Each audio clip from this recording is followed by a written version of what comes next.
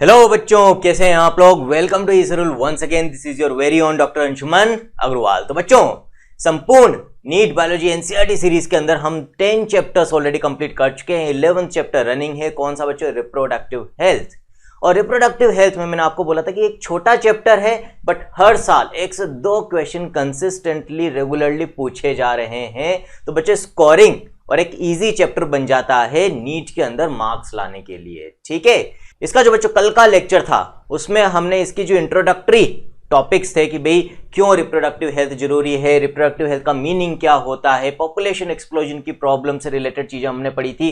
Population explosion को control करने के लिए गवर्नमेंट और नॉन गवर्नमेंट ऑर्गेनाइजेशंस, जिनको हम एनजीओ कहते हैं, वो क्या काम कर रही है, किस तरह से पब्लिक के बीच में अवेयरनेस फैलाई जा सकती है, कौन कौन से तरीके होते हैं जिनसे इस प्रॉब्लम के ऊपर पार पाई जा सकती है। और फिर हमने ये जितने भी मेथड्स होते हैं पॉपुलेशन कंट्रोल के, उनमें से एक बहुत इंपॉर्टेंट, मोस्ट इंपॉर्टेंट मेथड जिसको हम कह सकते हैं कॉन्ट्रासेप्टिव मेथड्स, स्टार्ट किया था बच्चों पढ़ना।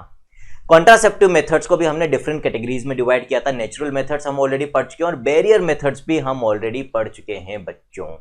तो जिन बच्चों ने लास्ट लेक्चर नहीं देखा है उसको देख लें, और आज के लेक्चर में अब वहां से हम आगे बात करेंगे बच्चों। तो बैरियर मेथड्स के बाद जो नेक्स्ट कॉन्ट्रासेप्टिव मेथड हमें देखने हैं बच्चों, वो कौन से हैं? They are IUDs, intra uterine devices. Intra means inside, intra uterine device ऐसा डिवाइस जो यूट्रस के अंदर प्लेस किया जाता है, लगाया जाता है, इंसर्ट किया जाता है बच्चों। तो ऐसे कॉन्ट्रासेप्टिव मेथड्स जिनमें कोई डिवाइस यूट्रस के अंदर इंसर्ट किया जाता है, उनको हम कहते हैं इंट्रायूट्राइन डिवाइसेस। और फिर इनसे कॉन्ट्रासेप्शन अचीव होता है, प्रेगनेंसी को अवॉइड किया जा सकता है। इफेक्टिव मेथड है, पॉपुलर मेथड है बच्चों। ठीक है। इनफैक्ट इंडिया में most widely used contraceptive method इसको माना जाता है। अब क्योंकि बच्चों इसको यूट्रस के अंदर इंसर्ट किया जा रहा है, तो रिप्रोडक्टिव ऑर्गन्स के डीपली इंसर्ट जा रहे हैं बच्चों, हम डीपली अंदर जा रहे हैं बच्चों। ठीक है ना, डीपली इंसर्ट कर रहे हैं। क्यों? सबसे पहले वजाइना, फिर वजाइना के बाद सर्विक्स, सर्विक्स के बाद यूट्रस आता है बच्चों। तो इतना डीपली इस डिवाइस को लगाया जाता है, तो फिर इसको जो फीमेल है वो खुद इंसर्ट नहीं कर सकती। तो कॉन्डम्स में और इसमें एक डिफरेंस यहां पर आ गया। कॉन्डम्स को सेल्फ यूज कर सकते थे, सेल्फ यूज ही किया जाता है। डिस्पोजेबल मेथड था, एक बार यूज किया खुद ने और फिर फेंक दिया। लेकिन इंट्रायूट्राइन डिवाइसेस को क्योंकि खुद इंसर्ट नहीं कर सकते, तो फिर एक एक्सपर्ट मेडिकल प्रोफेशनल की जरूरत पड़ेगी इनको इंसर्ट करने के लिए। आइदर डॉक्टर और नर्स की रिक्वायरमेंट होगी, हॉस्पिटल जाना पड़ेगा, फर्स्ट थिंग। और ये जो मेथड्स हैं यूज एंड थ्रो नहीं है भाई, रोजाना रोजाना थोड़ी हॉस्पिटल जाएंगे इंसर्ट करवाने के लिए। तो फिर किस तरह के मेथड्स है? एक बार यदि आईयूडी को इंसर्ट कर दिया जाए यूट्रस के अंदर, तो करीब करीब जो शुरुआत में आईयूडीज थी वो तो 3 से 5 साल तक कॉन्ट्रासेप्शन प्रोवाइड करती थी, लेकिन अभी एट प्रेजेंट जो आईयूडीज है वो 5 से 10 साल तक कॉन्ट्रासेप्शन प्रोवाइड कर देती है। एक बार इंसर्ट करने के बाद फिर वापस से 5-10 साल तक कुछ करने की जरूरत नहीं होती। ये इनका बहुत बड़ा बेनिफिट है बच्चों। तो these devices are inserted by doctors or expert nurses in the uterus through vagina. और इसके लिए कोई सर्जरी नहीं होती है बच्चों, वजाइना के थ्रू ही इनको इंसर्ट कर दिया जाता है। ठीक है। फिर बच्चों, जैसा मैंने बोला था कि these intrauterine devices are presently available as the non medicated IUDs. मैंने बोला था ना कि अभी जो शुरुआत में आए थे वो तो 3 से 5 साल तक कॉन्ट्रासेप्शन प्रोवाइड करते थे, उनमें ये वाले आते थे बच्चों, नॉन मेडिकेटेड आईयूडीज शुरुआत में। इसका एग्जांपल है लिपीजलू, जो सबसे पहले आईयूडीज यूज होने लगे थे। फिर बाद में बच्चों कुछ मेडिकेटेड आईयूडीज आए। मेडिकेटेड का मतलब ऐसे आईयूडीज जिनके ऊपर कुछ केमिकल्स लगे हुए थे, मे बी जैसे कॉपर, तो कॉपर रिलीजिंग आईयूडीज आई, कॉपर टी, कॉपर 7 मल्टीलोड 375, ये नाम है, अभी एक्सप्लेन करेंगे क्या मतलब इसका। And the hormone releasing IUDs आई बच्चों, जो हार्मोन्स को रिलीज करती है। एग्जाम्पल प्रोजेस्टासर्ट, LNG-20, ये सारे एग्जाम्पल्स हमें याद रखने हैं बच्चों। यहां पर एक कॉपर रिलीजिंग आईयूडी का आपको पिक्चर दे रखा है। ठीक है, कॉपर टी का आपको डायग्राम दे रखा है बच्चों। तो देखो आईयूडी कैसी होती है। यहां पर स्टेनलेस स्टील या प्लास्टिक से बना हुआ टी शेप्ड एक डिवाइस है बच्चों। ठीक है, और इसमें आप देखेंगे पीछे की तरफ 2 थ्रेड लगे हुए हैं। ये जो 2 थ्रेड्स हैं, इनका क्या रोल होता है बच्चों? वजाइना के थ्रू इसको यूट्रस में इंसर्ट कर देते हैं। अब आफ्टर 5 इयर्स जब इसको निकालना होगा, तो कई बार क्या होता है कि इसको लोकलाइज करना कि भाई ये यूट्रस में किस जगह है, मुश्किल हो जाता है। तो इन थ्रेड्स के सहारे इसको लोकलाइज किया जा सकता है। ये थ्रेड्स लंबे होते हैं और वजाइना के बाहर तक प्रेजेंट रहते हैं। तो जब भी इसको निकालना हो तो इन थ्रेड्स के सहारे यहाँ तक, इस तक पहुंचा जा सकता है इनसाइड द यूट्रस बच्चों। फिर बच्चों अब इनका मैकेनिज्म ऑफ एक्शन क्या होता है बच्चों, किस तरह से कॉन्ट्रासेप्शन प्रोवाइड करती है। तो शुरुआत में जो नॉन मेडिकेटेड आईयूडीज थी उनमें तो स्टेनलेस स्टील या फिर प्लास्टिक से बना हुआ डिवाइस होता था जिसको यूट्रस के अंदर फिट कर देते थे। अब बच्चों क्या होता है कि हमारे सिस्टम की, हमारी बॉडी की क्या प्रॉपर्टी है, जब भी कोई फॉरेन मटेरियल हमारे बॉडी के टिश्यू के कांटेक्ट में आता है तो हमारा इम्यून सिस्टम एक inflammatory response, immune reaction show करता है। उस टिश्यू में हल्की सी स्वेलिंग आ जाती है, फेगोसाइटोसिस की एक्टिविटी बढ़ जाती है, ये सारी चीज़ें वहाँ पर होती है। तो बच्चों जब इस आईयूडी को स्टेनलेस स्टील या प्लास्टिक से बने हुए डिवाइस को यूट्रस की वॉल में इंसर्ट करते हैं, यूट्रस के अंदर प्लेस करते हैं, तो जब यूट्रस की वॉल इसके कांटेक्ट में आती है तो वहाँ पर भी इरेटेबिलिटी बढ़ जाती है ना, इन्फ्लेमेशन थोड़ा सा बढ़ जाता है, फेगोसाइटोसिस की एक्टिविटी बढ़ जाती है। और ऐसी एंडोमेट्रियम जिसमें इस तरह की इरेटेबिलिटी बढ़ी हुई है, इन्फ्लेमेटरी एक्टिविटी चल रही है, फेगोसाइटोसिस बढ़ गया है, वो अब फर्टिलाइज्ड जाइगोट को इम्प्लांट नहीं होने देगी, अपने साथ अटैच नहीं होने देगी।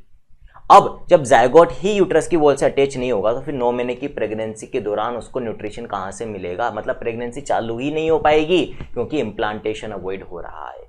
ये नॉन मेडिकेटेड आईयूडीज, जो सिंपलेस्ट आईयूडीज थी जो शुरुआत में आई थी, उनका मैकेनिज्म ऑफ एक्शन होता था बच्चों, ठीक है। बाद में इन नॉन मेडिकेटेड आईयूडीज को ज्यादा इफेक्टिव बनाने के लिए कुछ मॉडिफिकेशंस कर दी और फिर आई मेडिकेटेड आईयूडीज, जैसे कॉपर रिलीजिंग आईयूडीज और हार्मोन रिलीजिंग आईयूडीज। तो यहाँ पर जैसे ये कॉपर टी है तो इस पर क्या कर रखा है बच्चों कि ये जो स्टेम है टी कलर की, इसके ऊपर कॉपर वायरिंग कर रखी है, कॉपर को लगा रखा है। और इसकी प्रॉपर्टी क्या होती है कि धीरे धीरे कॉपर को रिलीज करती रहती है यूट्रस के अंदर।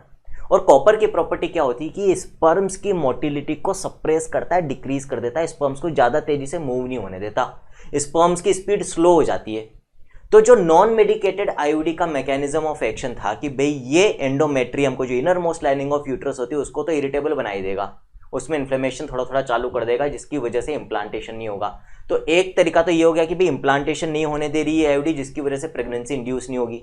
दूसरा तरीका क्या हो गया कि अब कॉपर रिलीजिंग आईयूडी में एक एक्स्ट्रा बेनिफिट और मिल रहा है कि स्पर्म्स की मोटिलिटी को भी कम कर दिया, तो फर्टिलाइजेशन के चांसेस भी कम हो गए। तो एक चीज तो पहले फर्टिलाइजेशन ही नहीं होने दे रहे, और हो भी गया बाय चांस फर्टिलाइजेशन तो फिर इम्प्लांटेशन नहीं हो पाएगा। दो तरीके से प्रेगनेंसी को रोक रहे हैं, तो इसी कारण से बहुत ज्यादा इफेक्टिव हो जाती है, ठीक है। तीसरी तरह की जो है बच्चों आईयूडीज, जैसे एक तो होगी नॉन मेडिकेटेड में बिल्कुल सिंपल लिपीज लू, फिर मेडिकेटेड में दूसरी होगी अपन ने देखी copper releasing, copper T, copper 7 मल्टीलोर 375। यहाँ पर जो नंबर होता है ना बच्चों, ये सरफेस एरिया को डिनोट करता है कॉपर के इन आईयूडीज के ऊपर, ठीक है।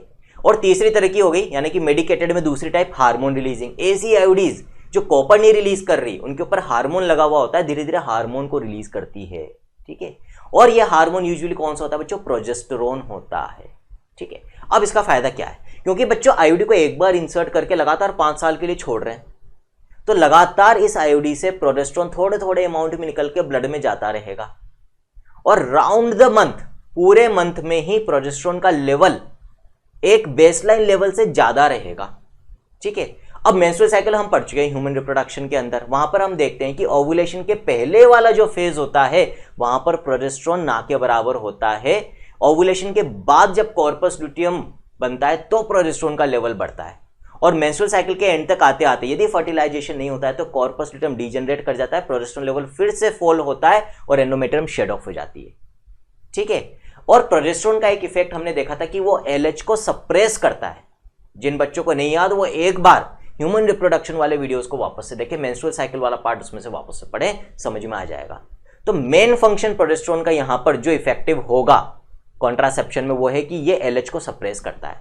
अब क्योंकि ऐसी फीमेल जिसमें हमने ये hormone releasing, progesterone releasing IUD लगा दी है, उनके ब्लड में लगातार ही प्रोजेस्टेरोन लेवल अपने मिनिमम लेवल से थोड़ा ज्यादा रहेगा, तो वो लगातार एलएच को सप्रेस करके रखेगा, और एलएच को सप्रेस करके रखेगा तो ओवुलेशन के लिए जो एक पीक लेवल ऑफ एलएच चाहिए होता है ना, जिसको हम एलएच सर्ज कहते हैं, वो एलएच सर्ज आएगा ही नहीं, और जब एलएच सर्ज नहीं आएगा तो ओवुलेशन भी नहीं होगा। आ गई बात समझ में? तो मेंस्ट्रुअल साइकिल तो होगी लेकिन बिना ओवुलेशन की, ऐसी मेंस्ट्रुअल साइकिल्स को हम कहते हैं एनओव्यूलेटरी मेंस्ट्रुअल साइकिल, ऐसी मेंस्ट्रुअल साइकिल जिसमें ओवुलेशन नहीं हो रहा है। अब जब ओवम ही रिलीज नहीं हो रहा तो भाई स्पर्म फर्टिलाइज किसको करेगा, और फर्टिलाइजेशन ही नहीं होगा तो फिर प्रेगनेंसी कैसे इंड्यूस होगी। प्लस हार्मोन्स का तो ये काम हो गया इन हार्मोन रिलीजिंग आईओडी में, लेकिन जो कन्वेंशनल फंक्शन था नॉन मेडिकेटेड आईओडी का, स्टेनलेस स्टील या प्लास्टिक से बनी, वो तो अभी भी है ये, और वो काम तो ये अभी भी करेगी, एंडोमेट्रियम को इरिटेबल बनाएगी और इम्प्लांटेशन को भी प्रिवेंट करेगी। तो ये तो ओवम नहीं बनने दे रही है, ओवम को रिलीज नहीं करने दे रही है, तो फर्टिलाइजेशन भी प्रिवेंट कर रही है, प्लस जो एंडोमेट्रियम है उसको इरिटेबल भी बना रही है। फेगोसाइटिक एक्टिविटी भी बढ़ेगी बिकॉज ऑफ इन्फ्लेमेटरी एक्टिविटी, तो फिर स्पर्म्स का फेगोसाइटोसिस भी ज्यादा हो रहा है। तो इतने सारे मैकेनिज्म्स हैं इन आयोडीज की, जिसकी वजह से these IUDs are very very very much successful contraceptive methods, है ना। इनफैक्ट जितने भी रिवर्सिबल मेथड्स हैं, अभी जितने भी हम पढ़ रहे हैं सब रिवर्सिबल मेथड्स हैं, इनमें one of the most success rate रखने वाले कॉन्ट्रासेप्टिव डिवाइसेस हैं, सबसे ज्यादा सक्सेसफुल ये कॉन्ट्रासेप्टिव डिवाइसेस हैं, इसीलिए इस समय बहुत ज्यादा पॉपुलर भी हो गए हैं बच्चों, ठीक है। तो आयोडीज इंक्रीज फेगोसाइटोसिस ऑफ स्पर्म्स, क्योंकि इन्फ्लेमेटरी एक्टिविटी बढ़ा रही है यूट्रस के अंदर, फॉरेन मटेरियल है बच्चों, मैंने आपको बता दिया था। तो आयोडीज इंक्रीज फेगोसाइटोसिस ऑफ स्पर्म्स, ये हमें मार्क कर लेना है, ये मैकेनिज्म है क्योंकि इनका एक तो ये कर रही है, ठीक है। फिर copper ions released suppress sperm motility, ये इंपॉर्टेंट है बच्चों, ये सब मार्क कर लो, है ना, इंपॉर्टेंट है, मैकेनिज्म्स हैं इनके। And the fertilising capacity of sperms भी कम हो जाएगी ऑटोमेटिकली यदि मोटिलिटी कम हो रही है। The hormone releasing IUDs in addition, अब ये हार्मोन रिलीजिंग आयोडीज क्या कर रही है, ये भी अपन मार्क कर लेते हैं बच्चों।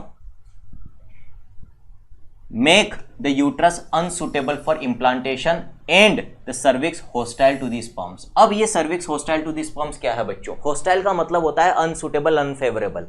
देखो प्रोजेस्टेरोन एक तो एलएच को सप्रेस करता है, ओवुलेशन नहीं होने दे रहा, जिसकी वजह से फर्टिलाइजेशन नहीं होगा और इम्प्लांटेशन भी नहीं होगा, ठीक है। दूसरा बच्चों अपन ने देखा था मेंस्ट्रुअल साइकिल में कि ओवुलेशन के बाद जब प्रोजेस्टेरोन का लेवल बढ़ता है तो secretory activity of uterine glands बढ़ जाती है, तो सिक्रीशंस वो थिक हो जाते हैं, और जब सिक्रीशंस थिक हो जाएंगे तो उनके थ्रू स्पर्म्स को मूव करने में दिक्कत आएगी नहीं आएगी। इसका मतलब जो सिक्रीशंस है they have become unfavourable for what, sperms के लिए अनफेवरेबल बन चुके हैं। तो ये सारे मैकेनिज्म ऑफ एक्शन हो गए बच्चों इसके आयोडीज के, कुछ नॉन मेडिकेटेड वो तो सभी में कॉमन है बच्चों। फिर स्पेसिफिक किसके लिए हो गए, कॉपर रिलीजिंग के लिए स्पेसिफिक हो गया कि कॉपर स्पर्म्स की मोटिलिटी को कम करता है। हार्मोन रिलीजिंग के लिए स्पेसिफिक क्या हो गया, anovulatory menstrual cycle plus thick secretions inside the cervix, जो कि स्पर्म्स की मोटिलिटी के लिए अनफेवरेबल यानी कि होस्टाइल होते हैं। फिर IUDs are ideal contraceptives for the females who want to delay pregnancy or space children. उन फीमेल्स के लिए बहुत अच्छे कॉन्ट्रासेप्टिव हैं जिनको प्रेगनेंसी लेट चाहिए, भाई शादी हो गई लेकिन अगले 3 साल तक बच्चा नहीं चाहिए, तो एक बार आईओडी इंसर्ट करवा लो, फिर 3 साल तक कोई दिक्कत नहीं, कोई और कॉन्ट्रासेप्टिव मेथड यूज करने की जरूरत नहीं पड़ेगी।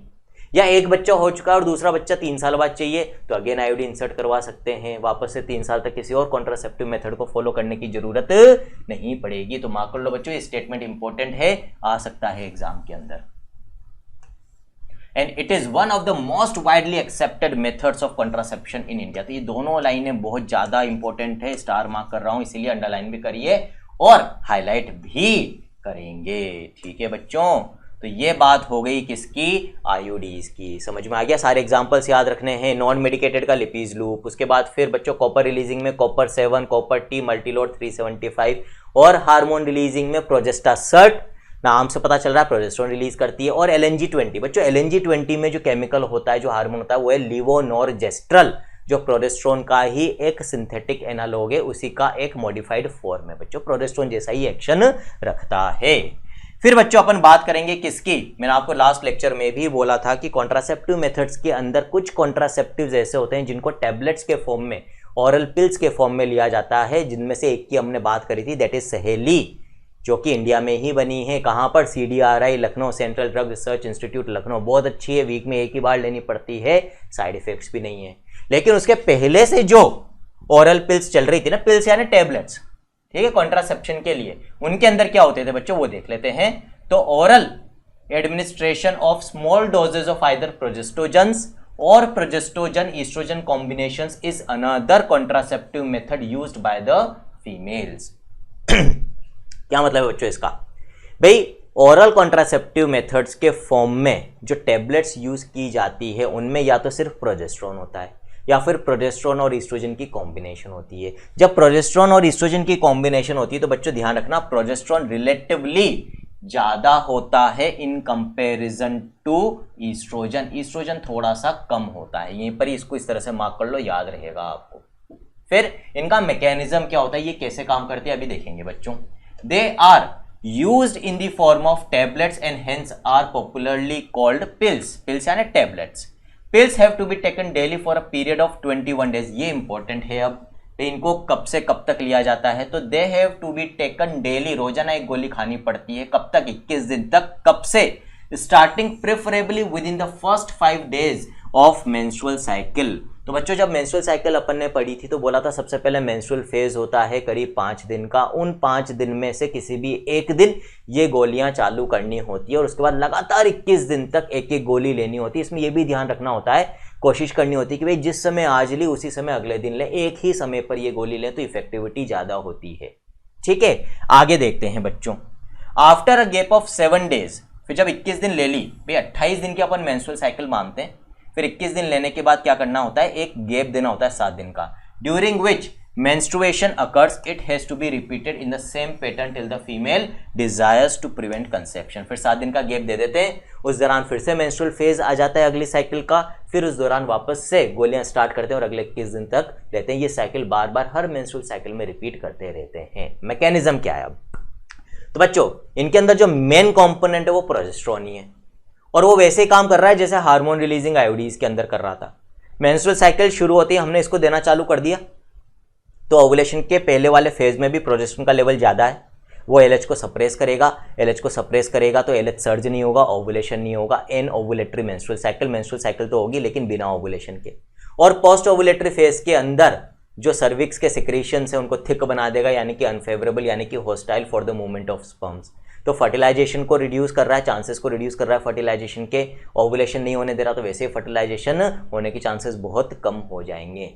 लेकिन अब मेंस्ट्रुअल साइकिल क्यों हो रही है बच्चों, इसलिए हो रही है क्योंकि 21 दिन लेने के बाद हमने इसको बंद कर दिया 7 दिन के लिए। उन 7 दिन में ये प्रोजेस्टेरोन लेवल गिरेगा, जैसे गिरेगा जो भी एंडोमेट्रियम ग्रो हुई होगी वो शेड ऑफ हो जाएगी, यानी कि मेंस्ट्रुअल साइकिल तो होगी, ठीक है, लेकिन उसमें ओवुलेशन नहीं होगा। तो मेंस्ट्रुअल साइकिल्स भी चलती रहती है, ओवुलेशन होता नहीं है। इसी कारण से ये भी पॉपुलर कॉन्ट्रासेप्टिव मेथड्स हैं बच्चों। लेकिन इनमें क्योंकि हार्मोन्स हैं बच्चों और लगातार जब लंबे समय तक हार्मोन्स को लिया जाता है तो कुछ साइड इफेक्ट्स देखने को मिलते हैं, इसीलिए लंबे समय के लिए इनको अवॉइड करना चाहिए। शॉर्ट टर्म कॉन्ट्रासेप्शन चाहिए साल 1.5 साल का तो ठीक है, 3-4 साल 5 साल का चाहिए तो फिर IUDs are a better option और barrier methods are a better option बच्चों। ठीक है, तो क्या मैकेनिज्म है, they inhibit ovulation and implantation. मैंने बताया एक तो ओवुलेशन नहीं होने देंगे प्लस इम्प्लांटेशन भी नहीं होने दे रहे हैं, ठीक है, as well as alter the quality of cervical mucus, उसको थिक बना देते हैं जिसकी वजह से स्पर्म्स को एंटर करने में दिक्कत होती है बच्चों।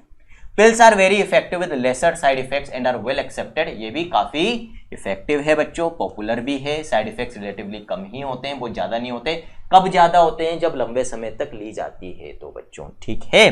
फिर सहेली बात करी थी बच्चों अपन ने, the new oral contraceptive for the females contains a non steroidal preparation. It is a once a week pill with the very few side effects and high contraceptive value. बहुत बहुत बहुत बहुत ज्यादा इंपॉर्टेंट है बच्चों, बार बार इस पे क्वेश्चन आ रहा है और आगे भी आने के पूरे चांसेस हैं। 5 स्टार मार्क कर लो इसको तो आप, ठीक है। सहेली वाला जो क्वेश्चन है, सहेली वाला जो पॉइंट है, आ सकता है बच्चों। तो बच्चों ये जो प्रोजेस्टेरोन और ईस्ट्रोजन हार्मोन्स हैं, इनकी केमिकल नेचर क्या है, ये स्टेरॉइडल हार्मोन्स हैं, स्टेरॉइड से बने हुए बच्चों, और स्टेरॉइड्स को लंबे समय तक लेते हैं तो नुकसान पहुंचाते हैं। इसीलिए इंडिया में सेंट्रल ड्रग रिसर्च इंस्टीट्यूट ने एक नॉन स्टेरॉइडल कॉन्ट्रासेप्टिव पिल बनाई, सहेली, और इसको डेली भी नहीं लेना पड़ता, ठीक है, वीक में एक ही बार लेना पड़ता है। वंस अ वीक पिल है बच्चों, और इससे कॉन्ट्रासेप्टिव वैल्यू जो अटेन हो रही है वो भी काफी ज्यादा है, इसकी कॉन्ट्रासेप्टिव एफिकेसी बहुत ज्यादा है और साइड इफेक्ट्स ना के बराबर है क्योंकि स्टेरॉइड्स नहीं है। तो ये बहुत अच्छा ऑल्टरनेटिव है बच्चों डेली स्टेरॉइडल पिल्स की जगह पर, और ये काफी अब पॉपुलर भी हो रहा है, ठीक है। इसके अंदर बच्चों जो नॉन स्टेरॉइडल केमिकल होता है वो कौन सा होता है, मैं आपको यहां पर लिख कर दे देता हूं, पूछा जा सकता है। सेंट क्रोमेन उसको कहते हैं बच्चों। और यहां पर एनसीईआरटी ने ये नहीं बता रखा कि भाई इसका मैकेनिज्म ऑफ एक्शन क्या होता है, जबकि इसके ऊपर नीट में ऑलरेडी क्वेश्चन आ गया बच्चों 2 साल पहले कि भाई किस तरीके से ये काम करती है सहेली। तो मैं आपको बता देता हूं बच्चों कि ये जो केमिकल होता है ये ईस्ट्रोजन रिसेप्टर मॉड्यूलेटर होता है। मतलब यूट्रस के अंदर जो ईस्ट्रोजन के रिसेप्टर्स होते हैं जिनके ऊपर ये जो ईस्ट्रोजन होता है ये एक्ट करता है बच्चों, उनके ऊपर ये एक्ट करता है केमिकल, और ईस्ट्रोजन को अपना काम नहीं करने देता। ईस्ट्रोजन का काम क्या होता है बच्चों? ईस्ट्रोजन प्री ओवुलेटरी फेज में, मेंस्ट्रुअल साइकिल में अपन ने पढ़ा है, प्री ओवुलेटरी फेज के अंदर जो एंडोमेट्रियम होती है उसकी ग्रोथ को बढ़ाता है, प्रोलिफरेशन करता है उसका, ताकि वो प्रेगनेंसी को सपोर्ट कर सके। ये सेंटक्रोमेन उन ईस्ट्रोजन रिसेप्टर्स को ब्लॉक कर देगा, जिसकी वजह से एंडोमेट्रियम प्रोलिफरेट नहीं हो पाएगी। प्रोलिफरेट नहीं हो पाएगी तो फिर वो जायगोट को इम्प्लांट नहीं कर पाएगी, अटैच नहीं कर पाएगी अपने से, यानी कि किसको अवॉइड करेगा? ये अवॉइड्स या प्रिवेंट्स इम्प्लांटेशन। क्या नहीं होने देता? इम्प्लांटेशन नहीं होने देता है बच्चों, प्रिवेंट्स इम्प्लांटेशन। आ गई बात समझ में? This is the mechanism of action, इसको लिख लेना। फिर बच्चों, प्रोजेस्ट्रोजन अलोन और in combination with estrogen can also be used by females as injections और इम्प्लांट्स। अब यहाँ पर एक और तरीका आपको बता रहे हैं कॉन्ट्रासेप्शन का, वो क्या है? ये जो हार्मोन्स हैं जो अभी ऑरल पिल्स के अपन ने देखे बच्चों, इन ऑरल पिल्स के अलावा इनको लेने का एक और तरीका है कि इनको हम इंजेक्शन या इम्प्लांट्स के थ्रू भी फीमेल्स को दे सकते हैं। ठीक है, तो दो मेथड्स और हो गए यहाँ पर कॉन्ट्रासेप्शन के, in the form of injection और इम्प्लांट। ठीक है, their mode of action, mechanism तो वही रहेगा क्योंकि सेम हार्मोन्स दे रहे हो बच्चों आप, तो their mode of action is similar to that of pills and their effective periods are much longer. लंबे समय तक ये कॉन्ट्रासेप्शन प्रोवाइड करती है। ऑरल पिल्स को बार बार लेना पड़ता है भाई, डेली हो गई, ज्यादा वीकली हो गई, लेकिन जैसे अपन इंजेक्शन की बात करें बच्चों, तो यहाँ पर आपको एग्जाम्पल नहीं दे रखा है, मैं लिख देता हूँ यहाँ पर क्योंकि पूछा जा सकता है अगेन। तो एक तो इंजेक्शन का एग्जाम्पल लिख लेते हैं अपन। इंजेक्शन का एग्जाम्पल है कॉन्ट्रासेप्टिव मेथड्स के अंदर DMPA। DMPA बच्चों क्या होता है? DMPA is depot medroxy progesterone acetate. एक बार इंजेक्शन लगाने के बाद करीब 3 मंथ्स तक ये इफेक्टिव होता है, फिर इसको वापस से रिपीट करना पड़ता है। इम्प्लांट्स का एग्जांपल देख लेते हैं बच्चों। इम्प्लांट्स का आपको डायग्राम दे रखा है बच्चों, वैसे देखो यहां पर ये दे रखा। इम्प्लांट्स में क्या होता है, जैसे यहां पर आप 6 कैप्सूल्स, 6 स्टिक लाइक स्ट्रक्चर्स देख सकते हो बच्चों, इन पे हार्मोन्स लगे हुए हैं। इनको स्किन के नीचे इम्प्लांट कर दिया जाता है, छोटा सा चीरा लगाते हैं, कट लगाते हैं स्किन में, और जो फेट वाला टिश्यू होता है स्किन के नीचे उसमें इनको प्लेस कर देते हैं। धीरे धीरे इनसे हार्मोन्स निकलता रहता है बच्चों। ये जो इम्प्लांट है इसका एक एग्जांपल आप देख लो, नॉर प्लांट। और एक बार इन 6 स्टिक्स को इम्प्लांट कर देंगे तो कितनी एफिकेसी, कितने समय तक, कितने ड्यूरेशन तक ये कॉन्ट्रासेप्शन प्रोवाइड करते हैं बच्चों? नियर अबाउट 3 इयर्स, है ना, 3 to 5 इयर्स तक इनका ड्यूरेशन होता है। तो इंजेक्शन और इम्प्लांट्स भी ये नए मेथड्स हैं बच्चों कॉन्ट्रासेप्शन के, और काफी इफेक्टिव मेथड्स भी हैं। उसके बाद फिर बच्चों एनसीईआरटी ने एक और चीज आपको बता रखी कि मान लो कोई कपल है जिसने एक कैजुअल अनप्रोटेक्टेड इंटरकोर्स कर लिया, मतलब कि ड्यूरिंग कोइटस उन्होंने कोई कॉन्ट्रासेप्टिव मेथड यूज नहीं करा है, और अब उनको यह डर है कि भाई प्रेगनेंसी इंड्यूस हो सकती है, जबकि वो प्रेगनेंसी अभी चाहते नहीं है, तो फिर उस केस में क्या करेंगे? अब ये तो इमरजेंसी हो गई ना, तो ऐसे केस में जो कॉन्ट्रासेप्टिव मेथड यूज किया जाएगा वो क्या कहलाएगा? Emergency contraceptive method. और इमरजेंसी कॉन्ट्रासेप्टिव मेथड्स के फॉर्म में क्या क्या यूज किया जा सकता है वो भी एनसीईआरटी ने बता रखा है, देख लेते हैं बच्चों। तो what are emergency contraceptive methods? Administration of progestogen और प्रोजेस्टोजन ईस्ट्रोजन कॉम्बिनेशन, या तो प्रोजेस्ट्रोन की गोली दे दो या फिर प्रोजेस्ट्रोन और ईस्ट्रोजन की कॉम्बिनेशन की गोली दे दो, हाई डोज में दी जाती है लेकिन ये थोड़ी सी, ठीक है। फिर या फिर आईयूडीज को इंसर्ट कर दो with in 72 hours of coitus. These have been found to be very effective as emergency contraceptives as they could be used to avoid possible pregnancy due to rape. Rape के cases में use किया जा सकता है ये method, या फिर इन casual unprotected intercourse, जैसा कि अभी मैंने आपको बताया। Again very very very important lines है बच्चों, क्वेश्चंस आने के चांसेस ज्यादा हैं, 3 स्टार मार्क्स को हम कर लेंगे, ठीक है। मैकेनिज्म वही है बच्चों, एकदम से हाई डोज में प्रोजेस्टेरोन और ईस्ट्रोजन दे दोगे तो एक तो एलएच को सप्रेस कर देगा, यदि ओवुलेशन नहीं हुआ होगा तो एक तो ओवुलेशन को प्रिवेंट कर देंगे, वहीं पर ही फर्टिलाइजेशन के चांसेस बिल्कुल ही रिड्यूस हो गए, ठीक है। सर्विक्स के जो सिक्रीशंस हैं वो बहुत ज़्यादा थिक हो जाएंगे, स्पर्म्स नहीं पहुंच पाएंगे ओवम तक, अगेन फर्टिलाइजेशन के चांसेस कम हो गए।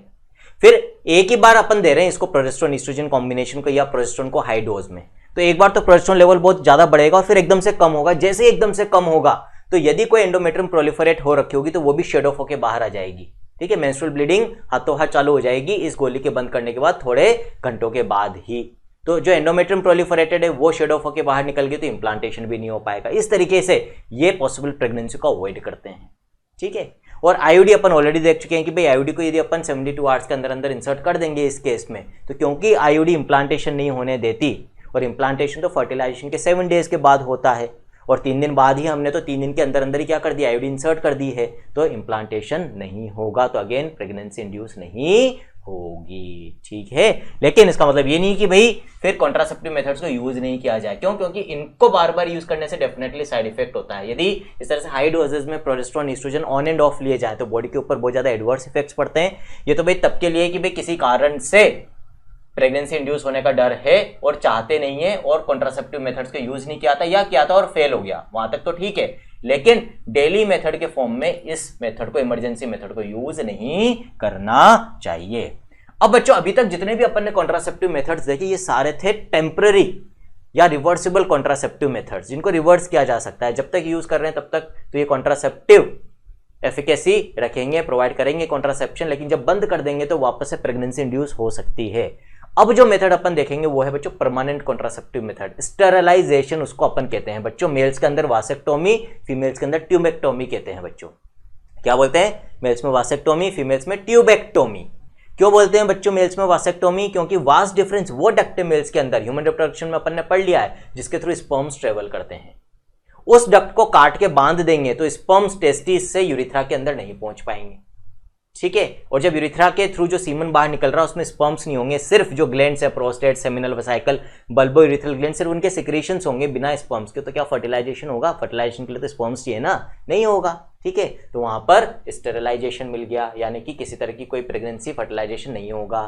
ठीक, इसी तरह से बच्चों फीमेल्स के अंदर फेलोपियन ट्यूब होती है, जिसके थ्रू ओवम किसके साथ फर्टिलाइज होता है बच्चों? स्पर्म के साथ होता है। जो ओवरी से ओवम रिलीज होता है वो पहले फेलोपियन ट्यूब में आता है, और फेलोपियन ट्यूब के एम्पुला वाले पार्ट में फर्टिलाइजेशन होता है। लेकिन यदि हम फेलोपियन ट्यूब को भी काट के बांध दें, ठीक है, तो जो ओवम है उस तक स्पर्म पहुंच ही नहीं पाएगा।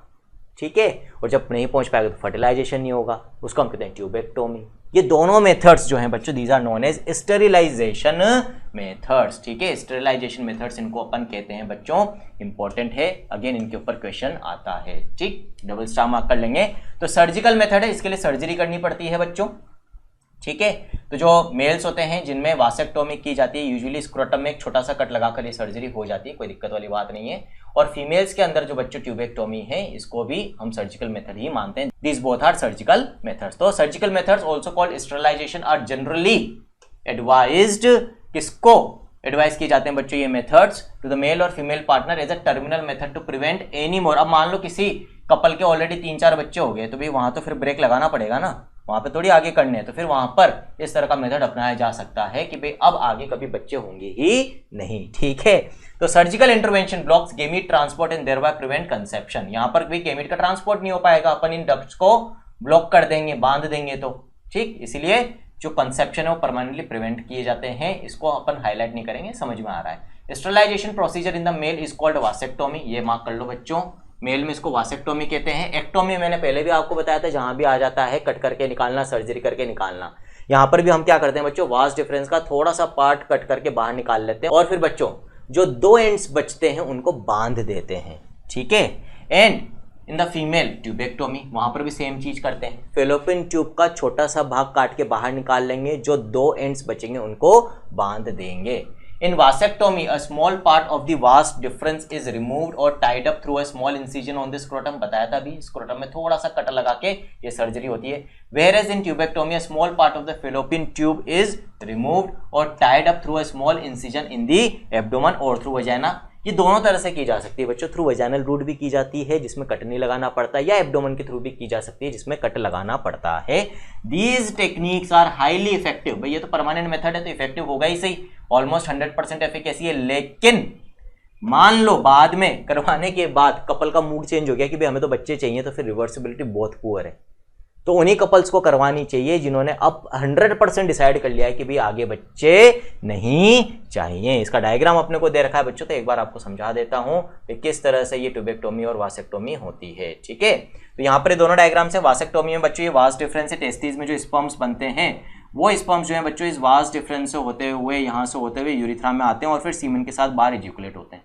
अब यहाँ पर अपन ने क्या कर रखा है, यहाँ पर जो वास डिफरेंस थी उसका छोटा सा टुकड़ा यहां से काट कर पहले तो बाहर निकाल दिया, और जो 2 एंड्स बचे उनको बांध दिया है, तो इधर से जो अब स्पर्म्स आएंगे वो स्पर्म्स इसके आगे नहीं जा सकते हैं, तो फिर सीमन के साथ बाहर इजेकुलेट नहीं होंगे। फिर इसी तरह से बच्चों फीमेल्स के अंदर ट्यूबेक्टोमी की जाती है। इसमें अपन ने क्या करा, ये ओवरी है बच्चों, यहाँ पर जो ओवम रिलीज होता है वो फेलोपियन ट्यूब के अंदर आता है, और अल्टीमेटली फिर इधर से जो स्पर्म आते हैं बच्चों वो यहाँ तक पहुँचते हैं और फिर इस ओवम के साथ फर्टिलाइज होते हैं।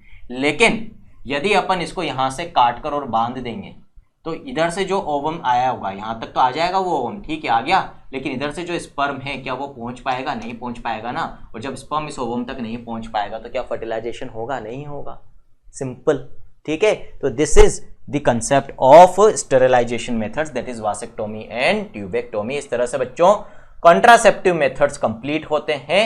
एक बार और देख लेते हैं लास्ट पैराग्राफ में क्या कह रही है भाई एनसीईआरटी। तो एनसीईआरटी बोल रही है कि it needs to be emphasised that the selection of a suitable contraceptive method and its use should always be undertaken in consultation with qualified medical professional, कि भाई हमें कौन सा कॉन्ट्रासेप्टिव मेथड यूज करना है उसके लिए डॉक्टर की सलाह ले लो तो अच्छी बात होती है। One must also remember that contraceptives are not regular requirements for the maintenance of reproductive health. In fact, they are practiced against a natural reproductive event, that is conception or pregnancy. One is forced to use these methods either to prevent pregnancy or to delay or space pregnancy due to personal reasons. तो ये कहना चाह रही कि भाई natural चीज तो क्या है कि यदि कोइटस हो रहा है तो प्रेगनेंसी इंड्यूस हो, और ये जो कॉन्ट्रासेप्टिव मेथड्स हैं इसमें हम नेचर के अगेंस्ट जा रहे हैं, ये एनसीईआरटी कह रही है। No doubt, the widespread use of these methods have a significant role in checking uncontrolled growth of population. लेकिन इनका यूज करना जरूरी है, मजबूरी है, नहीं तो जनसंख्या वैसे ही इतनी तेजी से बढ़ रही है, नहीं करेंगे तो फिर भगवान जाने पता नहीं क्या होगा। However, there possible ill effects, लेकिन अब क्योंकि इनका इतना वाइड स्प्रेड यूज हो रहा है तो इनके बहुत सारे साइड इफेक्ट्स भी हैं, उससे भी जूझना पड़ रहा है। जैसे तो मार्क कर लो, तो साइड इफेक्ट्स क्या क्या है बच्चों? इल इफेक्ट्स लाइक नोजिया, उल्टी का मन होना, एब्डोमिनल पेन, पेट में दर्द होना, ब्रेक थ्रू, ब्लीडिंग, ये जो हार्मोन्स के लेवल ऑन एंड ऑफ ऊपर नीचे होते हैं, जैसे प्रोजेस्टेरोन एकदम से नीचे हो गया तो ब्लीडिंग चालू हो जाएगी, एंडोमेट्रियम शट ऑफ हो जाती है, इररेगुलर मेंस्ट्रुअल ब्लीडिंग हो सकती है, कभी भी हो रही है कभी भी बंद हो रही है। इवन ब्रेस्ट कैंसर, मैंने आपको बोला था ना कि जो ओरल पिल्स होती है प्रोजेस्टेरोन एस्ट्रोजन पिल, उनको लंबे समय तक लिया जाए तो ब्रेस्ट कैंसर के चांसेस रिस्क बढ़ जाती है फीमेल्स के अंदर। तो लंबे समय तक ओरल कॉन्ट्रासेप्टिव पिल जो डेली पिल्स थी वो नहीं लेनी चाहिए, 1-1.5 साल तक ठीक है, उससे ज्यादा लंबे समय नहीं लेनी चाहिए। These are very common side effects of these contraceptive methods, particularly जिनके अंदर हार्मोन्स यूज होते हैं, इनको इग्नोर नहीं किया जा सकता है। तो ध्यान से कॉशियसली डॉक्टर की सलाह से ही ये सारे कॉन्ट्रासेप्टिव मेथड्स को यूज करना चाहिए, ठीक है। तो आगे बढ़ते हैं, अब नेक्स्ट टॉपिक है that is medical termination of pregnancy. Termination का मतलब होता है भाई किसी चीज को रोक देना, खत्म कर देना, ठीक है। प्रेगनेंसी को टर्मिनेट कर रहे हैं, इसका मतलब भाई प्रेगनेंसी के 9 महीने कंप्लीट होने के पहले ही यदि हम जो डेवलपिंग एम्ब्रियो या फीटस है उसको खत्म कर दें, जिसको हम अबॉर्शन भी कहते हैं। लेकिन कैसे कर रहे हैं? लीगली कर रहे हैं, बाय डॉक्टर किया जा रहा है, मेडिकल रीजंस की वजह से किया जा रहा है, वैलिड रीजंस की वजह से, जरूरत है, गवर्नमेंट ने अलाउ कर रखा है, कोई लीगल रीजन है, वैलिड रीजन है, अलाउएबल रीजन है, तो फिर उसको हम कहेंगे मेडिकल टर्मिनेशन ऑफ प्रेगनेंसी। और क्योंकि जानबूझकर किया जा रहा है तो इसको इंड्यूस्ड अबॉर्शन भी कहते हैं, ठीक है बच्चों। तो इंटेंशनल, जानबूझकर कर रहे हैं, और voluntary termination of pregnancy before full term, 9 महीने होने के पहले ही, is called medical termination of pregnancy or induced abortion. Important line है, नियरली। अब बच्चों पूरे वर्ल्ड में एक साल में कितनी एमटीपीज हो जाती है? 45 to 50 million MTPs are performed in a year. ये कई बार फिगर पूछ लेते हैं स्टेटमेंट वाले क्वेश्चंस में, ऑल ओवर द वर्ल्ड, जिनमें से which accounts to 1/5 of the total number of, मतलब इसका मतलब क्या है भाई, जो ये एमटीपीज का नंबर है ये 20% है टोटल प्रेगनेंसीज का वर्ल्ड में। आगे बात समझ में, तो आप खुद सोचो कितनी ज्यादा एमटीपीज हो रही है पूरे वर्ल्ड में। तो which accounts to 1/5 of the total number of conceived pregnancies in a year, यानी कि हर 5 प्रेगनेंसी में से एक का एमटीपी हो जाता है, एक में ये एमटीपी करना पड़ता है। क्यों करना पड़ता है, किस किस केस में किया जा सकता है, क्या इसके लिए लॉ है, इंडिया में क्या एक्ट है इसके लिए, वो सब अभी देखेंगे बच्चों पर। Whether to accept or legalize MTP or not is being debated upon in many countries due to emotional, ethical, religious and social issues involved in it. कई कंट्रीज ने इसको अलाउ कर रखा है, कुछ ने नहीं कर रखा है, अपने अपने रीजंस हैं, कई रिलीजियस, कई इमोशनल रीजन, सोशल इश्यूज, ठीक है। इंडिया ने इसको अलाउ कर दिया है लीगली। कब किया था बच्चों? 1971 में। तो government of India legalised MTP in 1971 with some strict conditions to avoid its misuse. Such restrictions are all the more important to check indiscriminate and illegal female feticides which are reported to be high in India. Important line है, mark कर लो star. आता है question, 1971 में government of India ने MTP act पास किया, ठीक है, और ये कहा कि भाई एमटीपी की जा सकती है कुछ पर्टिकुलर केसेस के अंदर। और इसको पास करने का जो सबसे बड़ा रीजन था वो क्या था बच्चों? भारत एक ऐसा देश रहा है जहां पर शुरुआत से लड़का और लड़की के बीच में डिफरेंस करते रहे हैं और लड़की को इंफीरियर माना है। इनफैक्ट आज भी कई जगह पर, कई परिवारों में यदि ये पता चल जाए कि मदर के यूट्रस में जो बच्चा पल रहा है वो लड़की है, तो उसको अभी भी कोशिश की जाती है कि यूट्रस के अंदर ही खत्म कर दिया जाए, दैट इज फीमेल फिटिसाइड। और इस प्रॉब्लम से लड़ने के लिए ही गवर्नमेंट ने ये एमटीपी एक्ट पास किया। क्यों? क्योंकि इसको पास करने के पहले काफी कपल्स, और बिना डॉक्टर्स की मदद के ये नहीं हो सकता था, तो कुछ डॉक्टर्स भी इस घिनौने काम में इन्वॉल्व थे। बच्चों, सारे डॉक्टर्स गलत नहीं होते हैं, लेकिन 1000 में से ये जो 1-2 डॉक्टर्स होते हैं जो इस तरह के घिनौने काम करते हैं, ये पूरी मेडिकल फ्रेटर्निटी, डॉक्टर फ्रेटर्निटी को बदनाम करते हैं। आप भी बच्चों डॉक्टर बनने की तैयारी कर रहे हो, नीट की तैयारी कर रहे हो, और मैं चाहता हूं आप सभी डॉक्टर बने, लेकिन ऐसे डॉक्टर कभी मत बनना जो इतने घिनौने काम करते हैं कि एक पल रहे बच्चे को, एक बच्ची को उसके मदर के यूट्रस के अंदर ही मार देते हैं। और इसी प्रॉब्लम से फाइट करने के लिए गवर्नमेंट ने ये एक्ट पास किया कि भाई अब हम बता देते हैं कि भाई आप किस रीजन के लिए एमटीपी कर सकते हो। यदि इन रीजंस के अलावा आपने एमटीपी करी, फीमेल फिटिसाइड के लिए एमटीपी करी, तो फिर जिस कपल ने करवाई है वो भी जेल जाएगा और जिस डॉक्टर ने करी है वो भी जेल जाएगा। और ऐसे लोगों के साथ ऐसा ही होना भी चाहिए बच्चों, ठीक है।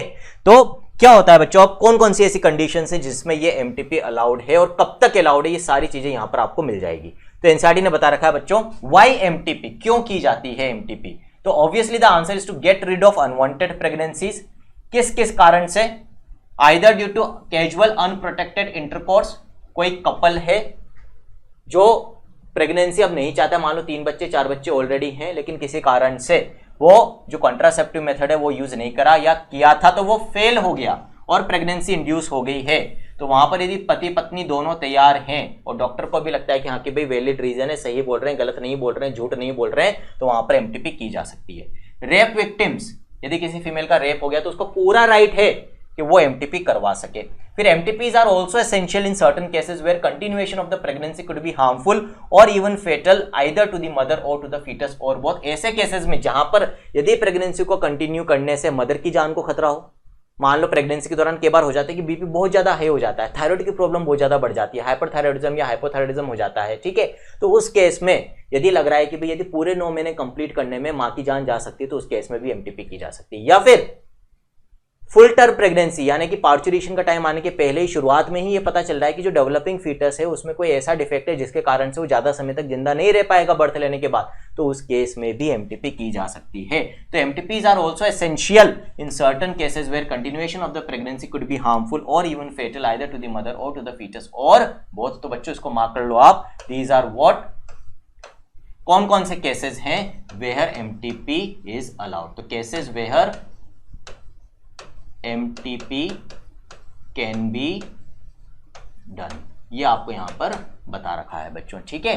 उसके बाद बच्चों फिर कब तक सेफ होती है, कब तक की जा सकती है। तो बच्चों 2017 में एक अमेंडमेंट पास करा, ये जो एक्ट था इसी में कुछ मॉडिफिकेशंस करे गवर्नमेंट ने, ठीक है। अमेंडमेंट का मतलब होता है चेंज किया। क्या था बच्चों?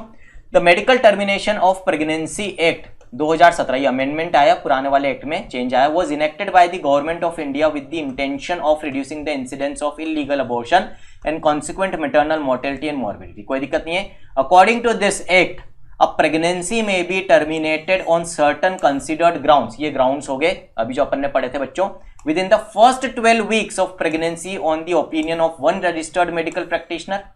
If the pregnancy has lasted for more than 12 weeks but fewer than 24 weeks, 2 registered medical practitioners must be of the opinion formed in good faith that the required ground exist।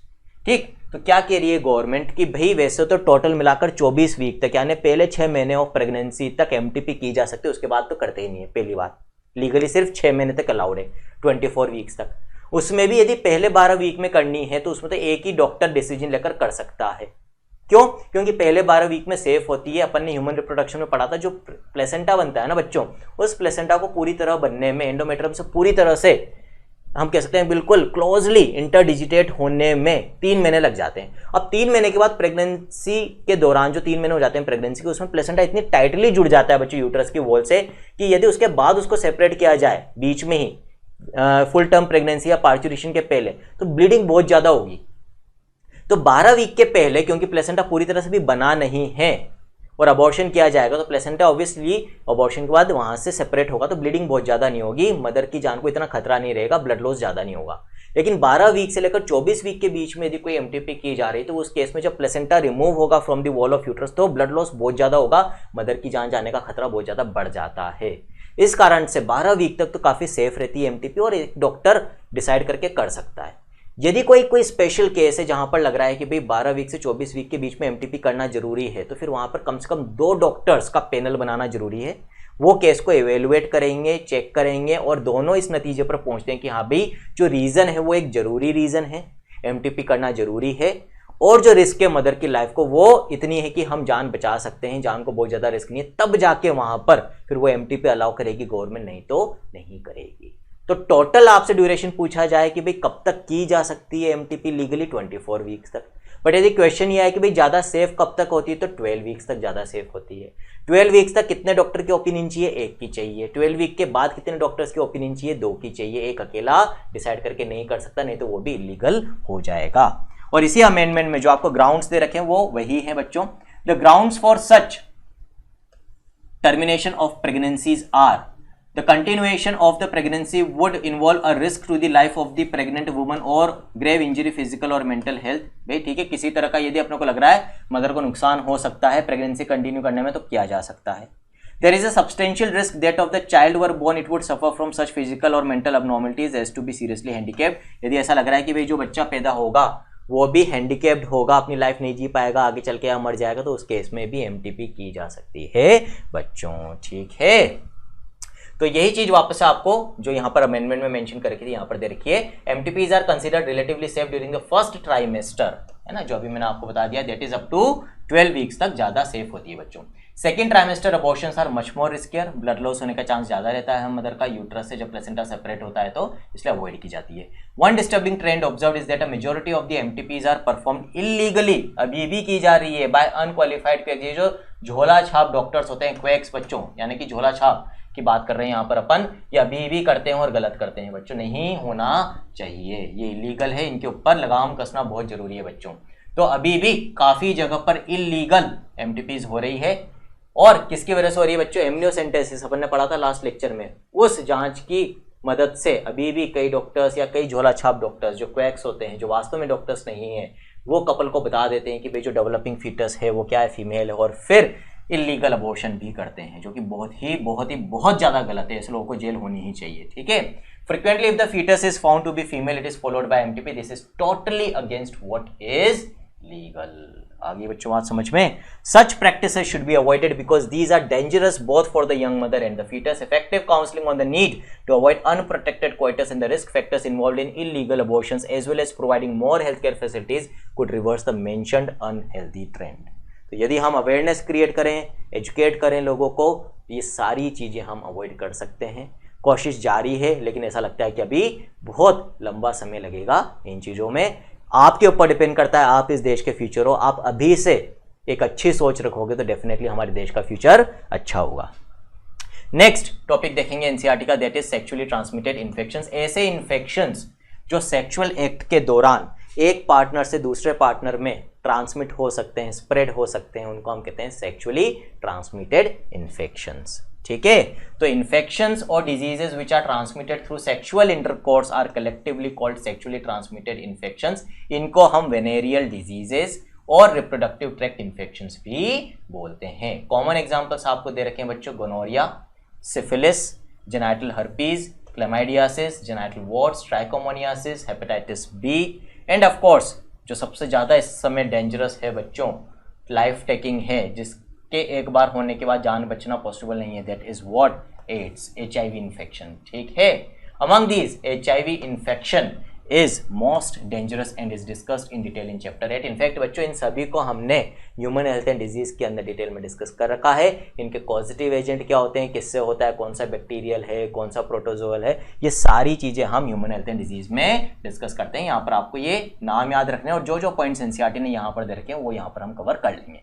Some of these infections like hepatitis B and HIV can also be transmitted by sharing of injection needles। ये अपने को पता है बच्चों, hepatitis B blood borne infection है, blood के through transmit होता है बच्चों, और HIV ब्लड बॉर्न भी है और सेक्सुअल भी है। इस तरह से हेपेटाइटिस बी भी ब्लड बॉर्न भी है, सेक्सुअल भी है, दोनों ब्लड के थ्रू भी एक से दूसरे में फैल सकते हैं और सेक्सुअल कॉन्टेक्ट के थ्रू भी फैल सकते हैं बच्चों।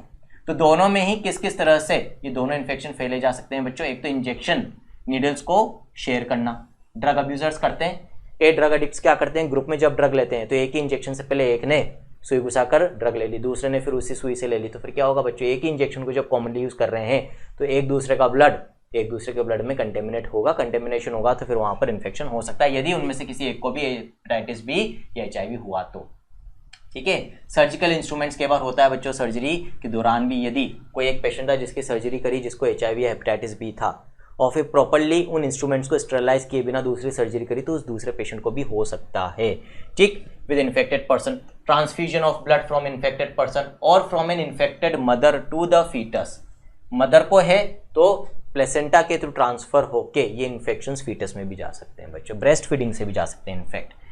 अब आपको याद क्या रखना है, यहां पर इस पूरे पैराग्राफ में जो सबसे इंपॉर्टेंट लाइन है वो यहां पर आ गई है बच्चों, कौन सी, Except for hepatitis B, genital herpes and HIV infections, other diseases are completely curable if detected early and treated properly। 5 star. ये पूछा जाता है कि भाई ऐसे कौन से 3 सेक्सुअली ट्रांसमिटेड इन्फेक्शंस हैं जिनका अभी हमारे पास कोई क्योर नहीं है, परमानेंट ट्रीटमेंट नहीं है। हेपेटाइटिस बी है, जेनिटल हर्पीज है और HIV। बच्चों याद रखना इनका अभी तक हमारे पास कंप्लीट क्योर नहीं है, एक बार हो जाते हैं तो जिंदगी भर रहते हैं, और HIV में तो यूजुअली जान भी चली जाती है। फिर early symptoms of most of these are minor. शुरुआत में यूजुअली इनके सिम्टम्स बहुत ज्यादा सीवियर नहीं होते हैं, इसलिए इनको साइलेंट डिजीजेस भी कहा जाता है। सिम्टम्स यूजुअली तब दिखने लगते हैं जब ये बहुत ज़्यादा स्प्रेड हो चुके हैं होते हैं या तो बॉडी में या बहुत ज़्यादा बढ़ चुके होते हैं बच्चों।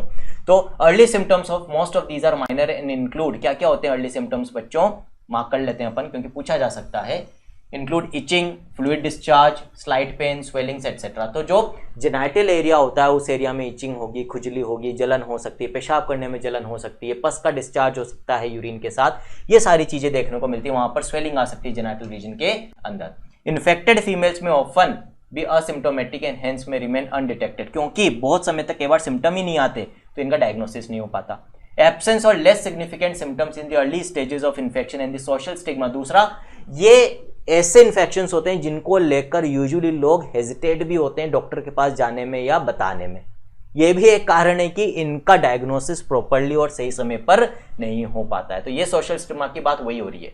Attached to the STIs deter the infected persons from going for timely detection and proper treatment. This could lead to complications later which include pelvic inflammatory diseases। Mark कर लो, कॉम्प्लिकेशन क्या हो सकती है यदि लंबे समय तक इन इन्फेक्शन को दिखाकर ठीक नहीं किया जाए तो इनकी वजह से आगे चलकर बहुत सारी खतरनाक बीमारियां हो सकती, जैसे पूरा जो पेल्विक एरिया है जहां पर हम बेल्ट बांधते हैं, इसके आसपास इसके अंदर की तरफ जितनी भी ऑर्गन्स उनमें इन्फेक्शन फैल सकता है। पेल्विक इन्फ्लेमेटरी डिजीज उसको हम कहते हैं। अबॉर्शन, यदि कोई फीमेल प्रेग्नेंट है और उसमें कोई STI ऑलरेडी चल रहा है, कोई इन्फेक्शन चल रहा है सेक्सुअली ट्रांसमिटेड, तो उसकी वजह से उसका बच्चा भी मर सकता है, यूट्रस के अंदर अबॉर्शन हो सकता है। ठीक है, या फिर ऐसा हो सकता है कि 9 महीने के बाद जो बच्चा पैदा हो वो मरा हुआ पैदा हो, that is still birth. Ectopic pregnancy, ऐसी प्रेगनेंसी ह्यूमन रिप्रोडक्शन में मैंने आपको बताया था जो अपनी नॉर्मल जगह यानी कि जो यूट्रस है उसको छोड़कर कहीं और इम्प्लांट हो जाती है, उसको एक्टोपिक प्रेगनेंसी कहते हैं, जो कि कभी भी पूरे 9 महीने तक नहीं जाएगी, वो हो सकता है। एक तरह से यहाँ पर भी बच्चा खत्म हो जाएगा। इनफर्टिलिटी तक हो सकती है मेल में भी और फीमेल में भी यदि लंबे समय तक कोई सेक्सुअली ट्रांसमिटेड इन्फेक्शन है तो। इनफैक्ट कैंसर तक हो सकता है जेनाइटल ऑर्गन्स का और रिप्रोडक्टिव ऑर्गन्स का। तो इसीलिए इनका टाइमली डिटेक्शन और ट्रीटमेंट बहुत बहुत बहुत जरूरी होता है। STIs are a major threat to a healthy society. Therefore, prevention or early detection and cure of these diseases are given prime consideration under the reproductive health care programs. Though all persons are vulnerable to these infections, their incidences are reported to be very high among persons in the age group of 15 to 24 years, the age group to which you also belong.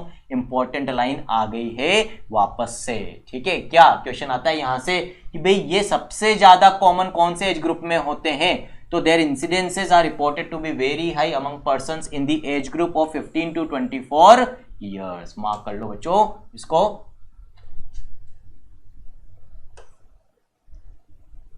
यहां से लेकर यहां तक 3 star mark कर लो, ठीक है। There is no reason to panic because prevention is possible, one could be free of these infections by following. अब इनको प्रिवेंट करने के लिए क्या क्या कर सकते हैं, ये तो नॉर्मल सी चीजें हैं। Avoid sex with unknown partners or multiple partners, ठीक है। Always try to use condoms, क्योंकि कॉन्डम्स एसटीआईज प्रिवेंट करती है। In case of doubt one should go to a qualified doctor for early detection and get complete treatment if diagnosed with infection. शर्माना नहीं चाहिए, hesitate नहीं करना चाहिए। यदि आपको शक है, शंका है कि भी आपको एसटीआई है, तो तुरंत एक क्वालिफाइड डॉक्टर के पास जाएं, रजिस्टर्ड डॉक्टर के पास जाएं, अपना ट्रीटमेंट कराएं और इनसे मुक्ति पाएं। चलो लास्ट टॉपिक पे आ गए हम इस चैप्टर के, that is what, that is infertility, ठीक है। अब इनफर्टिलिटी क्या होती है बच्चों, यदि कोई कपल बच्चा पैदा नहीं कर पा रहा है, प्रेगनेंसी इंड्यूस नहीं हो पा रही है, लंबे समय के बाद भी शादी हो गई है, ठीक है, 2 साल हो गए, 2 साल से साथ में रह रहे हैं, कोई कॉन्ट्रासेप्टिव मेथड यूज नहीं कर रहे हैं, सेक्सुअल इंटरकोर्स भी हो रहा है फ्रिक्वेंटली रेगुलरली, फिर भी फीमेल प्रेग्नेंट नहीं हो पा रही है, तो फिर उस कपल को हम कहेंगे कि भाई वो इनफर्टाइल है। यहाँ पर जो सबसे इंपॉर्टेंट चीज है वो है 2 साल। भाई कितने समय के बाद हम किसी कपल को इनफर्टाइल लेबल करते हैं, वो है कम से कम 2 साल तक यदि बिना किसी कॉन्ट्रासेप्टिव मेथड के वो फ्रीक्वेंट सेक्सुअल इंटरकोर्स कर रहे हैं, साथ में रह रहे हैं और फिर भी बच्चा नहीं हो रहा है, तो फिर हम उस कपल को इनफर्टाइल बोलेंगे। ये नहीं बोलेंगे कि भाई किसी कपल की शादी हुई 6 महीने तक यदि बच्चा पैदा नहीं हो पाया तो ये तो इनफर्टाइल है, ऐसा नहीं होता है ना। तो 2 साल तक भी यदि बच्चा नहीं हो तो फिर एटलीस्ट कपल को डॉक्टर की सहायता लेनी चाहिए, एडवाइस लेनी चाहिए कि भाई क्या प्रॉब्लम है, जांच करानी चाहिए। एक और चीज, यूजुअली इंडिया की सोसाइटी में ये भी एक समस्या देखने को मिलती है कि भाई यदि इनफर्टिलिटी हो रही है, किसी कपल में बच्चा पैदा नहीं हो पा रहा है, तो उसके लिए फिर फीमेल जिम्मेदार ठहराई जाती है, ना कि मेल, जबकि प्रॉब्लम किसी में भी हो सकती है, काफी केसेस में मेल्स के अंदर भी देखने को मिलती है। तो ऐसे कपल्स में दोनों को जांच करानी चाहिए, आप आगे चल के रेस्पॉन्सिबल सिटीजन बनो, इसीलिए ये सारी चीजें अभी आपको बताई जाती है, इसीलिए ये सब करिकुलम के अंदर आपके इंक्लूडेड है बच्चों। तो मेल और फीमेल दोनों की जांच होती है, फिर जिसमें जो प्रॉब्लम निकलती है, आजकल हर चीज का ट्रीटमेंट अवेलेबल है, ज्यादातर केसेस में ट्रीटमेंट हो जाता है। जरूरी क्या है, रेस्पॉन्सिबल बने, टाइमली डिसीजन लें, टाइमली ट्रीटमेंट लें, सही जगह से ट्रीटमेंट लें। A discussion on reproductive health is incomplete without a mention of infertility. A large number of couples all over the world, including India, are infertile. That is, they are unable to produce children. अब क्या है infertility बच्चों, यहां पर mark कर लेते हैं अपन। तो कोई भी couple if is unable to produce children in spite of unprotected, यानी कि कोई कॉन्ट्रासेप्टिव मेथड यूज नहीं किया है, सेक्सुअल कोहेबिटेशन, कोहेबिटेशन यानी साथ रह रहे हैं, अनप्रोटेक्टेड सेक्स कर रहे हैं, फिर भी बच्चा नहीं हो रहा है। अब यहां पर एक मजे की बात है, क्या मजे की बात है, यहां पर एनसीईआरटी ने ड्यूरेशन मेंशन नहीं कर रखा है 2 साल का, लेकिन यदि अपन समरी पे जाएं इस चैप्टर की,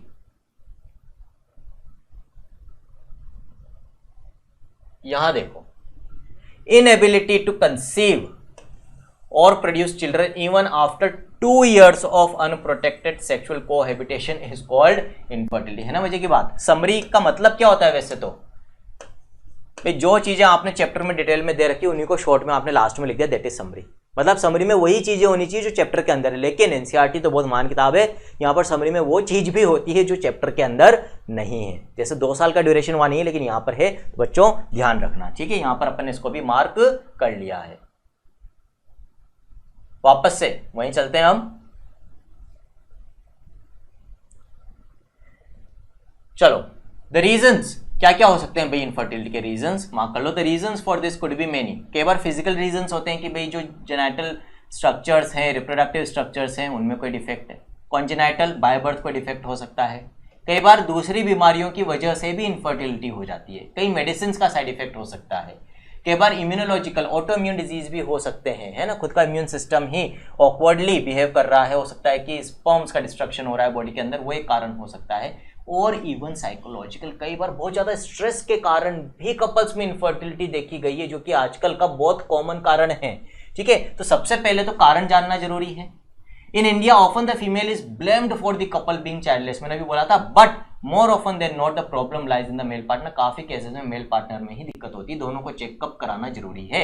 specialised health care units in fertility clinics could help in diagnosis and corrective treatment of some of these disorders and enable these couples to have children. However, where such corrections are not possible, काफी cases में तो treatment हो जाता है, मैंने भी आपको बोला था, लेकिन कुछ केसेस ऐसे होते हैं जहां पर दवाई से या काउंसलिंग से ट्रीटमेंट नहीं होता है। उन कपल्स में फिर क्या होगा वो अपन मार्क कर लेते हैं। However, where such corrections are not possible, the couples could be assisted to have children through certain special techniques commonly known as assisted reproductive technologies. तो आज की तारीख में मेडिकल साइंस ने बहुत एडवांसमेंट कर लिया है और ऐसी कई टेक्नोलॉजीज डेवलप हो गई है जिनकी मदद से हम इनफर्टाइल कपल्स को प्रेगनेंसी इंड्यूस करने में मदद कर सकते हैं, बच्चा करने में मदद कर सकते हैं। इन सबको मिलाकर हम असिस्टेड रिप्रोडक्टिव टेक्नोलॉजीज यानी कि ART बोलते हैं। इनमें दो मेन टेक्नोलॉजीज इंक्लूड होती है बच्चों, एक तो इन विट्रो फर्टिलाइजेशन टेक्निक्स और दूसरी इन वीवो फर्टिलाइजेशन टेक्निक्स। दोनों का ही शॉर्ट फॉर्म IVF होता है, लेकिन याद रखना बाय प्रोटोकॉल IVF वर्ड जो है, एब्रिविएशन जो है, हम इन विट्रो बोल रहा हूं, ध्यान से सुनना, इन विट्रो फर्टिलाइजेशन के लिए यूज करते हैं। इन विट्रो वर्ड का मतलब होता है बॉडी के बाहर, इन वीवो का मतलब होता है बॉडी के अंदर।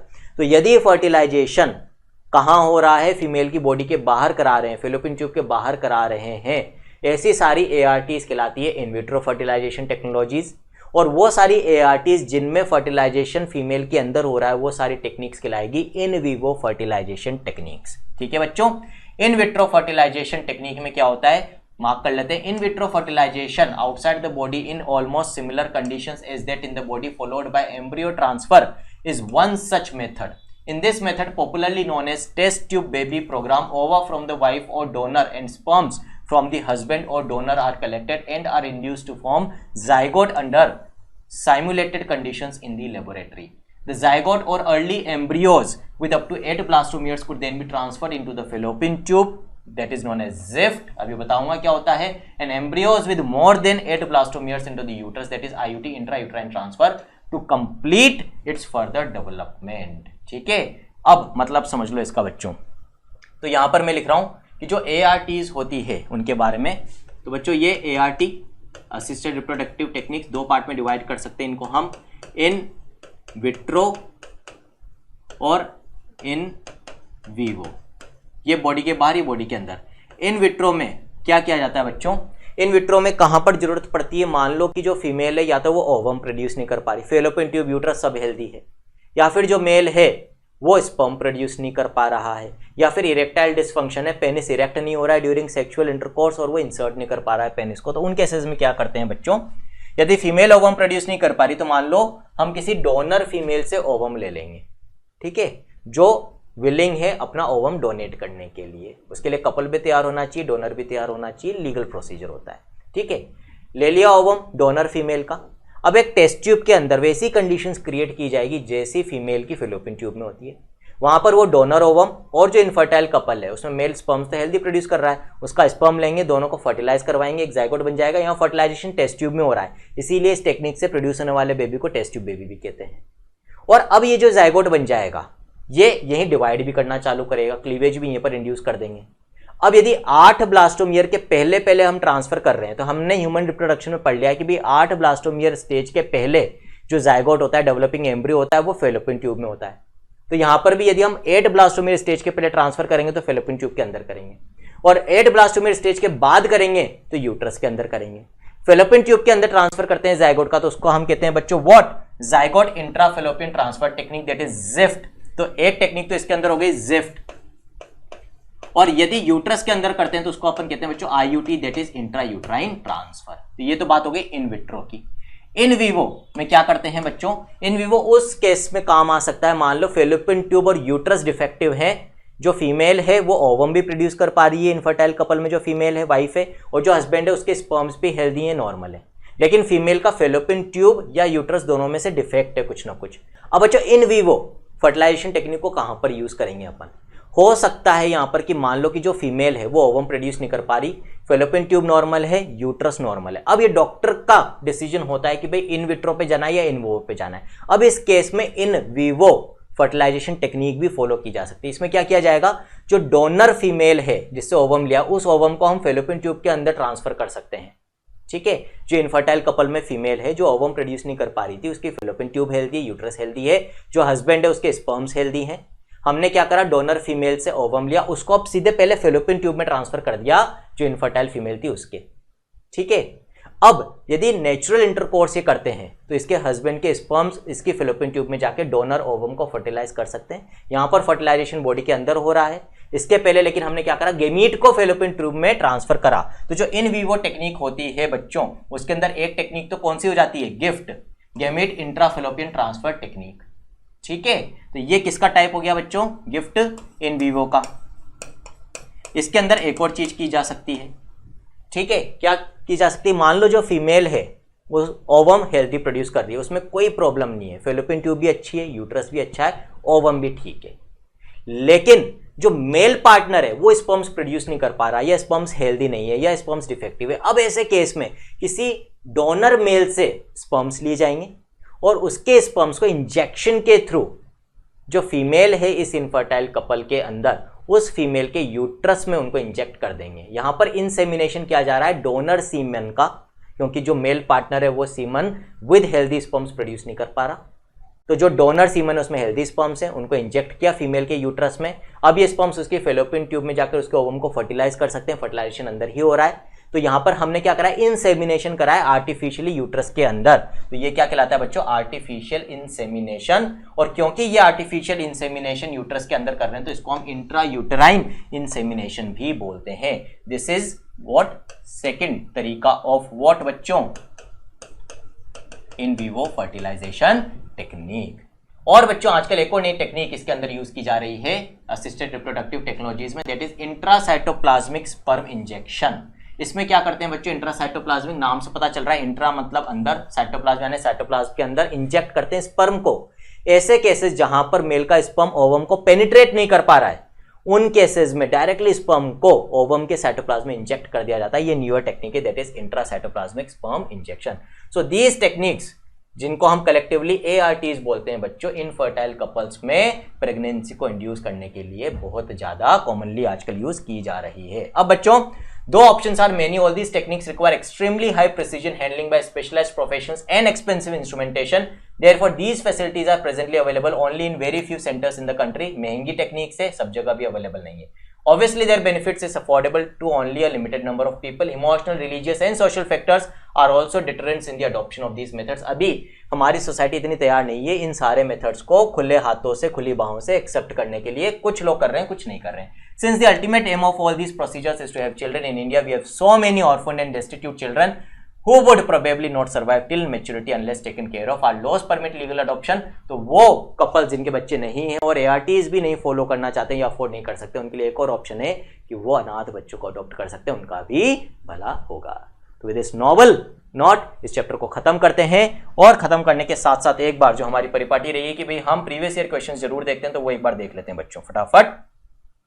तो पहले अपन बात करेंगे बच्चों 2018 नीट में जो क्वेश्चन आया, इसका क्या क्वेश्चन था, कॉन्ट्रासेप्टिव सहेली। मैंने आपको बता दिया था बच्चों कैसे काम करती है। Is an IUD increase the concentration of estrogen, नहीं, blocks estrogen receptors in the uterus preventing eggs from getting implanted, बता दिया था, इम्प्लांटेशन प्रिवेंट करती है। एनसीईआरटी ने नहीं दे रखा है, लेकिन देखो आपके सामने 2018 में क्वेश्चन आया है, लेकिन हमने पढ़ लिया है, आप कर सकते हो। जहां जहां डिटेल में जाने की जरूरत है हम गए, और ज्यादा डिटेल में जाना है तो फिर आपको ऐप पे जाके लेक्चर देखने होंगे बच्चों।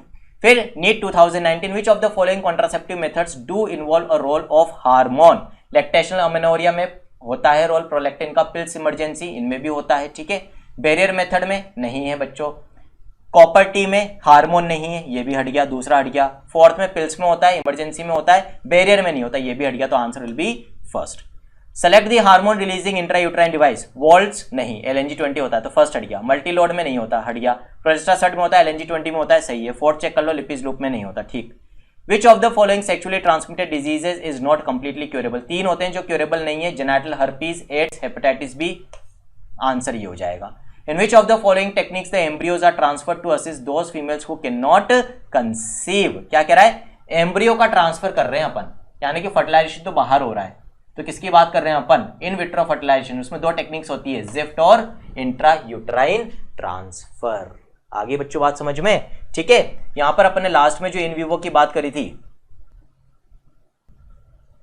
उसमें बच्चों आपको ये आई है ना, इंट्रा यूट्राइन इंसेमिनेशन, ध्यान रखना। इंट्रा यूट्राइन ट्रांसफर किसका है, इन विट्रो फर्टिलाइजेशन का। तो बच्चों with this we have completed the chapter reproductive health also. तो इस तरह से 11 चैप्टर्स कंप्लीट हो गए हैं।